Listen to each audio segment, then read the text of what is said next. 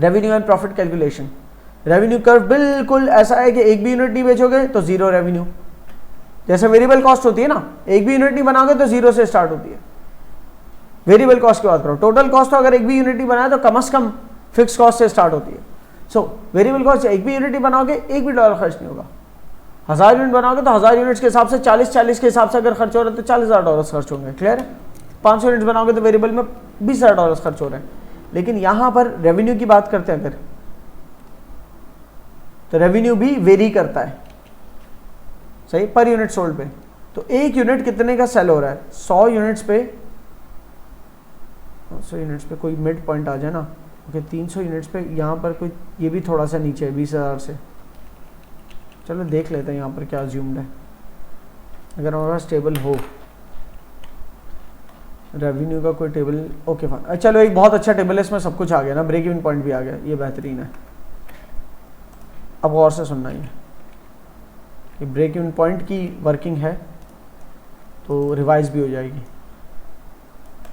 पहले तो रफली ब्रेक इवन पॉइंट को समझो होता क्या है। नो प्रॉफिट नो लॉस, ठीक है, वो पॉइंट कि जिसमें हमारी टोटल कॉस्ट रिकवर हो जाए, इतने यूनिट सेल कर लें कि हमारी टोटल कॉस्ट रिकवर हो जाए, नो प्रॉफिट नो लॉस हो।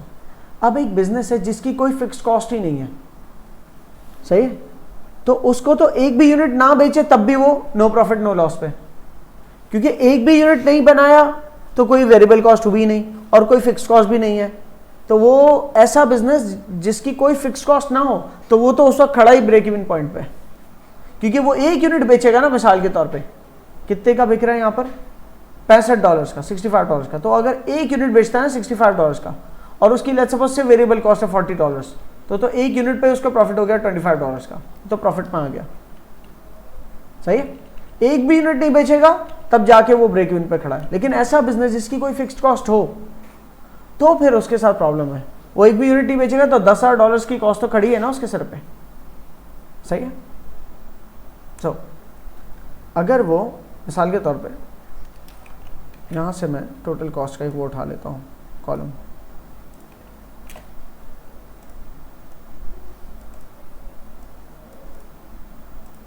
और नंबर ऑफ यूनिट्स का कॉलम,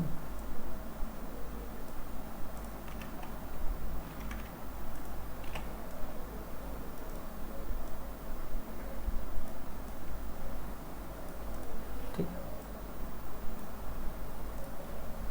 सो अगर बिजनेस एक भी यूनिट नहीं बेचेगा तो वो लॉस में है, क्योंकि उसकी टोटल कॉस्ट $10,000 है, उसका रेवेन्यू मतलब इनकम जीरो है और टोटल कॉस्ट उसकी $10,000 है, तो वो लॉस में आ जाएगा $10,000 के, सही। अगर वो 100 यूनिट्स बेचेगा तो 65 की प्राइस पे अगर बेच रहा है, 100 यूनिट्स मल्टीप्लाइड बाय 65, तो $6,500 का उसका रेवेन्यू हुआ। लेकिन कॉस्ट अब टोटल चेंज हो गई है, कॉस्ट ये नहीं रही, क्यों? क्योंकि अब 100 यूनिट्स की वेरिएबल कॉस्ट भी ऐड हो जाएगी। तो मैं फिक्स कॉस्ट यहाँ पर लिख रहा हूँ $10,000 प्लस वेरिएबल कॉस्ट 100 यूनिट्स की। एक यूनिट कितने का है? 40 का, ठीक है ना। तो 40 मल्टीप्लाइड बाय 100 यूनिट्स, $4,000। $4,000 उसकी वेरिएबल कॉस्ट है, तो कितनी हो गई टोटल कॉस्ट उसकी इस केस में? $14,000। जब $6,500 से $14,000 माइनस करेगा तो क्या होगा? स्टिल लॉस होगा। कितने का होगा? $7,500 का। ये भी लॉस है, ब्रैकेट में डाल रहा हूं तो मतलब लॉस है। अच्छा, अब प्रॉब्लम ये है, जैसे यूनिट्स बढ़ाऊंगा ना, 100 से 200 करूंगा तो वेरिएबल कॉस्ट के भी यूनिट्स बढ़ जाएंगे, वो भी 100 से 200 हो जाएंगे। तो मैं जब कोशिश करूंगा ना कि यार मैं जैसे जैसे कॉस्ट को कैच करने लगूं कि मैं इतना भेज दूं कि 14,000 कवर हो जाए, तो उसके लिए यूनिट्स बढ़ाऊंगा ना मैन्युफैक्चर करने के लिए, तो टोटल कॉस्ट में भी तो इजाफा हो जाएगा। तो सबसे पहले हमें ये काम करना है, एक कॉन्सेप्ट है कंट्रीब्यूशन का। कंट्रीब्यूशन का मतलब कि आप सबसे पहले अपनी सेलिंग प्राइस में से वेरिएबल कॉस्ट हटा दो। सेलिंग प्राइस है 65, उसमें से वेरिएबल कॉस्ट हटा दो 40, सही ना, क्योंकि वो तो हर यूनिट जो 65 का बेचोगे सबसे पहले वेरिएबल कॉस्ट अलग हो ही जाएगी, अलग करनी है ना। तो अगर आप 100 यूनिट्स बना रहे हो तो 100 यूनिट से रेवेन्यू तो 6500 आ रहा है, लेकिन उस रेवेन्यू में से ठग करके जो है 4000 तो 100 यूनिट्स के वेरिएबल कॉस्ट में निकल जाएगा, तो 2500 बचेगा जो कंट्रीब्यूट करेगा आपकी फिक्स कॉस्ट को रिकवर करने के लिए। तो हमें एक्चुअली सबसे पहले ये कैलकुलेट करना है कि हमें कितनी दफा, यहां पर कंट्रीब्यूशन क्या आ रहा है $25 कि बिक रहा है $65 क्या आपकी चीज सेलिंग प्राइस $65 है उसकी, और उसकी वेरिएबल कॉस्ट है $40, तो आपका कंट्रीब्यूशन कितना बच रहा है $25, ठीक है। तो कितनी दफा $25 मैं ऐड करूंगा तब जाके मेरी फिक्स्ड कॉस्ट रिकवर हो जाएगी।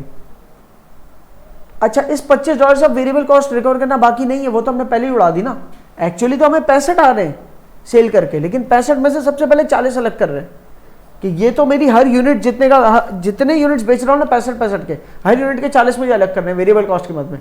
तो जो 25 बचे रहे ना हर दफा, वो कंट्रीब्यूशन कहलाती है ये चीज कि सेलिंग प्राइस में से वेरिएबल कॉस्ट अलग कर दो तो 25 जो बच रहा है वो कंट्रीब्यूशन है per unit. Per unit contribution कितनी दफा ऐड चाहिए मुझे, कितने यूनिट्स बेच के, इतनी दफा इतने यूनिट्स बेचने हैं कि मेरी जो फिक्स कॉस्ट है $10,000 की वो भी रिकवर हो जाए, तब जाके मैं आऊंगा नो प्रॉफिट नो लॉस के केस में। ठीक है, दोबारा सुन लो, सेलिंग प्राइस जो है उससे मुझे सबसे पहले वेरिएबल कॉस्ट अलग करनी है, तो क्या बच जाएगा कंट्रीब्यूशन पर यूनिट।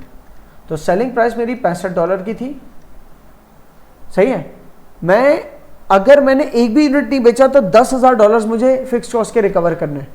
तो मैं सोच रहा हूँ $65 के इतने यूनिट्स बेच दूं कि $10,000 मेरे पास जमा हो जाएं और मैं फिक्स कॉस्ट पे कर दूं, लेकिन उससे मेरी टोटल कॉस्ट नहीं उतरेगी, क्योंकि जितने यूनिट्स मैंने 65 के बेचे उतने खरीदे भी तो होंगे 40-40 के हिसाब से, या बनाए भी तो होंगे लेबर 40-40 के हिसाब से, तो उनको भी तो 40-40 अब दे रहे हैं। तो अब उनको जब 40-40 वापस कर दूंगा सबके, तो फिर तो मेरे पास जो 10,000 बना लिए थे, कमा लिए थे मैंने, उसमें 40-40 निकलने के बाद हो सकता है और बहुत कम रह गया अमाउंट, तो उससे तो फिक्स कॉस्ट रिकवर नहीं होगी। तो अब मैं मजीद यूनिट बेचने की कर रहा हूँ 65 के। जब मजीद यूनिट 65 के बेच रहा हूँ तब दोबारा कंट्रीब्यूशन अलग हो रहा है, फिर फिक्स कॉस्ट के लिए पूरे नहीं हो रहे पैसे। तो सबसे पहले आपने कहा कि भाई सेलिंग प्राइस तो मेरी पूरी सेलिंग प्राइस में से सबसे पहले जो अलग होने वाली चीज़ है उसको अलग कर ही दो, $40 वेरिएबल कॉस्ट, ताकि हमें पता चले कि अब हमें इस अमाउंट में हर यूनिट सेल करने, बिक तो 65 का रहा है हर यूनिट, लेकिन हर यूनिट 65 का 65 का जो बेच रहा है उसमें से 40 अलग होने के बाद जो 25 बच रहा है उससे अब से फिक्स कॉस्ट हमें कवर करनी है, क्योंकि वेरिएबल कॉस्ट हम पहले ही अलग कर चुके हैं। तो फिक्स कॉस्ट जिससे सिर्फ कवर करनी होती है वो अमाउंट कहलाती है कंट्रीब्यूशन। और एक दफा कंट्रीब्यूशन आपने कैलकुलेट कर लिया, कैसे, selling price minus variable cost per unit, तो कंट्रीब्यूशन आ गया आपके पास $25। अब आपने कहा कि मेरी फिक्स कॉस्ट कितनी है, $10,000,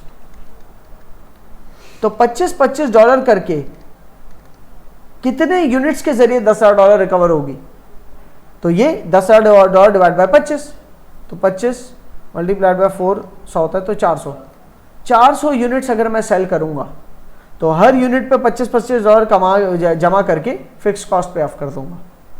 400 यूनिट जब 65 के सेल करूंगा तो 400 के 400 यूनिट्स की वेरिएबल कॉस्ट 40-40 अलग हो गई, अब जो बची वो कंट्रीब्यूशन इतना बचा कि फिक्स कॉस्ट भी रिकवर हो जाए, ठीक है ना। सो ब्रेक इवन पॉइंट निकालने का फॉर्मूला क्या है, fixed cost divided by contribution per unit. यही चीज़ मैं बिजनेस स्टडीज़ के अंदर बहुत अच्छे से समझा चुका हूँ, डिटेल में समझा चुका हूँ, इसमें थोड़ा सा इफेक्ट देना था समझाने का। तो फिक्स कॉस्ट मेरी रिकवर करनी थी $10,000 और कंट्रीब्यूशन पर यूनिट $25 था। तो ऐसे करके मुझे ब्रेक इवन क्वांटिटी पता चल गई कि कितने यूनिट सेल करूँगा, 400 यूनिट सेल करूँगा तो मैं ब्रेक इवन पॉइंट पर पहुँचूंगा। ये मैं बाय फॉर्मूला निकाल लिया ब्रेक इवन पॉइंट। अगर बाय कर्व निकालना हो, बाय ब्रेक इवन मतलब ब्रेक इवन के ग्राफ से अगर ये चीज़ निकालनी हो तो ये कुछ ऐसे निकलेगी। इस ग्राफ को मैं यहाँ रखता हूँ, इसको मैं बाद में समझाऊंगा, पहले पिछले एक ग्राफ के अंदर एक लाइन ऐड करता हूँ। ये जो हमारा कंबाइंड कॉस्ट वाला ग्राफ गया ना, इसके अंदर मैं एक लाइन ऐड करता हूँ। इस कंबाइंड कॉस्ट वाले ग्राफ के अंदर से मैं ये कंबाइंड कॉस्ट के एडिंग हटा देता हूँ, क्योंकि सिर्फ कॉस्ट की बात नहीं हो रही यहाँ पर, अब मैं रेवेन्यू का कर्व भी डालने लगा। ठीक है, एक यूनिट अगर मेरा $65 का बिक रहा है ठीक है ना। 0 यूनिट बेचूंगा तो 0 रेवेन्यू कमाऊंगा, सही है। और अगर मैं मिसाल की तरह मैं 500 यूनिट्स बेचूंगा तो 65 मल्टीप्लाइड बाय 500, तो 65,000 का आधा कमाऊंगा, 32,500, ठीक है ना।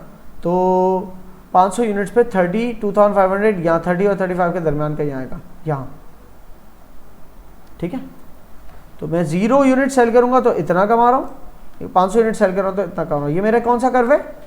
Revenue curve. ये मैंने कौन सा कर्व बनाया? Revenue curve.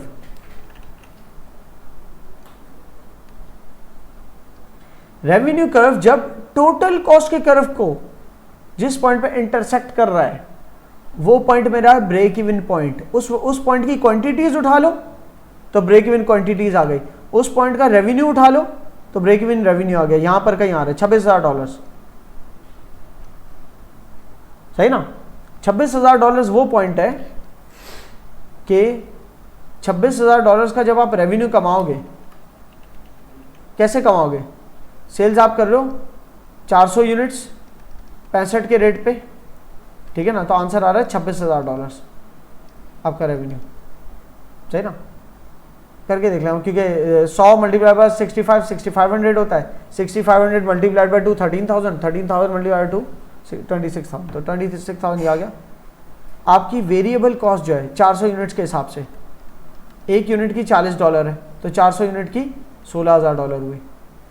Variable cost minus कर दिया तो जब टोटल सेल्स में से टोटल वेरिएबल कॉस्ट माइनस कर दो तो क्या बचा? 10,000। ये क्या कहलाया? मेरा टोटल कंट्रीब्यूशन। टोटल कंट्रीब्यूशन इतना है, और ये टोटल कंट्रीब्यूशन सब क्या लेस होना रह गई है? Total fixed cost.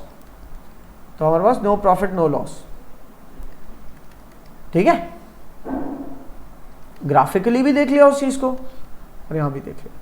अब इस ग्राफ के अंदर इसी ग्राफ को यहां देख लो, थोड़ी सी एक बात यहां पर इजाफी समझ जाओगे आप कि आपके ये जो रेवेन्यू कर्व बन रहा है यहां से यहां तक का, ये ग्रीन लाइन ये रेवेन्यू कर्व है और ये टोटल कॉस्ट कर्व है। बाकी कर्व्स को आप वो कर दो, इग्नोर करो।